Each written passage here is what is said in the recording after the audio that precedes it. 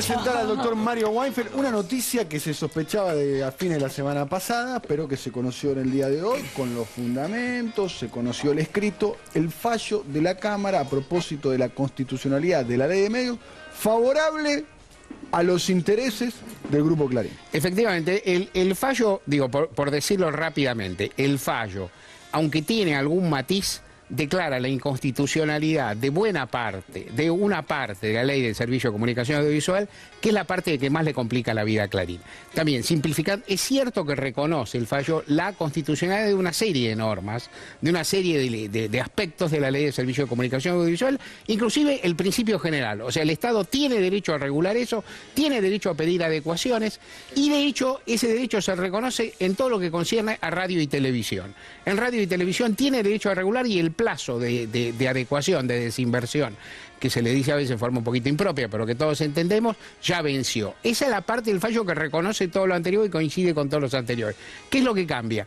Que sobre todo, para los canales de cables no hay ninguna restricción, es injusta la restricción establecida por la ley, y por lo tanto Clarín no tiene que desprenderse de ninguna de sus señales de cable. Es uno de los corazones de la ley, ¿no? Es el corazón de la norma. ¿Cuál es el concepto de la Cámara que vota unánimemente, aunque cada uno de los camaristas fundamenta diferente? Fundamenta, sí, hay un primer voto que es de la jueza Ana Julieta, que es el más larguito, y los otros van agregando fundamentos. El fallo es larguito, es frondoso, lo que dice uno, después de apenas unas horas después de emitido y publicado, es una primera mirada, después habrá que mirarlo en detalle. Pero básicamente, ¿qué es lo que plantea el fallo? El fallo casi identifica la sustentabilidad económica de una empresa con la libertad de prensa.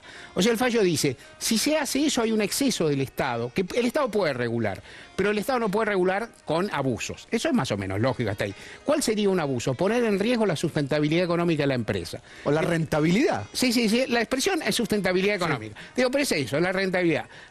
Da por probado que si Clarín se desprende de la licencia de cable que le exige la ley, está en riesgo la sustentabilidad de la empresa. Y casi el fallo identifica sustentabilidad económica de Clarín con libertad de expresión. Y eso es una enormidad ideológica, es una decisión ideológica de los camaristas, y es una enormidad conceptual, porque justamente lo que está en discusión no es la ecuación económica del Grupo Clarín, sino la libertad de expresión en general. De los otros grupos. De los otros grupos. Cuando vos decís, Clarín puede tener problemas porque se le limita la licencia de cable, no consideras cuáles son los problemas que pueden tener otros competidores si Clarín tiene el dominio. Por la posición dominante. Por la posición dominante. Algunos que ya están y otros que ni pueden estar o que han sido sacados. Ni hablar los cables del interior que desaparecieron. Que desaparecieron, que se los pasaron por arriba. O sea, los que pueden llegar a entrar y los que ya fueron excluidos. Entonces, en definitiva, uno puede decir que es casi un fallo en concepto del siglo XIX. La propiedad privada por encima de los principios regulatorios. Esto choca con varias cuestiones, inclusive con principios sentados por la Comisión Interamericana de Derechos Humanos, que son ley para la Argentina porque forman parte de los tratados que se sumaron a la Constitución. Entonces, el lucro privado por encima del derecho a la información. Este es el núcleo discutible, ideológico del fallo. El fallo a la vez tiene, ¿cómo decirlo?, el barniz de reconocer que la ley es válida, y esto yo creo que lo puede poner en un baile a los propios camaristas, porque si la ley es válida en general, pierde mucho fundamento, sustentabilidad y seriedad las medidas cautelares que la pararon durante tanto tiempo, inclusive lo que dictaron estos camaristas. Si yo no le digo a darle consejo a nadie, porque cada uno hace su laburo, pero si yo quisiera meterles un juicio político, contrastaría este fallo con las medidas cautelares que dictaron atrás. Y si yo fuera senador del oficialismo, diría: cuando se discutan las medidas cautelares contra grandes grupos, mañana, cuando estén discutiendo, miren lo que pasa con las medidas cautelares que piden los grandes grupos. Son un medio de parar una ley que han reconocido lícita en concepto todos los tribunales de Argentina. Claro, para ganar tiempo, que fue la estrategia, ¿no? Para ganar tiempo. Clarín, ¿a qué jugó? Siempre jugó. Primero, a que la ley no salía en 2009 porque el gobierno iba a perder las elecciones, cosa que en parte se corroboró, en la parte menos relevante para ellos. El gobierno no le fue bien a las elecciones de 2009, la ley salió. Después jugó la derrota de 2011, ahora está jugando con el escenario 2013. Insisto, el principio, la empresa, la idea de una empresa, identificar por otra parte el potencial de una empresa con la libertad de expresión. Los camaristas usan en algún momento la expresión prensa independiente. Me permito decir, la expresión prensa independiente, medios independientes, no es una expresión jurídica, es una expresión de las polémicas públicas, que la dicen quienes están a favor de las posiciones de los medios dominantes, clarísimo. Digamos. Es una especie de camiseta. ¿Es un fallo a la medida del Grupo Clarín, entonces? Sí. ¿Cortado a la medida de los Sí, porque intereses? inclusive le da el camuflaje, por decir así, o sea, o el maquillaje, de tener algún aspecto en el cual se reconoce algo de las posiciones del Estado Nacional en la cuestión. Por esto mismo, las dos partes pueden recurrir, porque en realidad, si bien el ganador hoy, claro, es Clarín, en Cámara, el ganador es Clarín, algo se le rechazó. Entonces los dos pueden acudir a la Corte por vía del recurso extraordinario y plantear sus críticas y sus quejas, que es lo más factible que pase. ¿Qué puede pasar? ¿Qué va a ocurrir entonces? Que va a pasar un rato, yo le echo la cuenta no menos de 20 días hábiles, un mes más o menos. Hasta que llegue a la Corte. Hasta que termine de llegar a la Corte, hasta que llegue sustanciado, digamos, hasta que lleguen los recursos, sus recursos y las contestaciones. Va a haber, pero sí, el Estado desde ya y Clarín casi seguro van a recurrir los dos tienen que contestar, eso llega a mediados de mayo.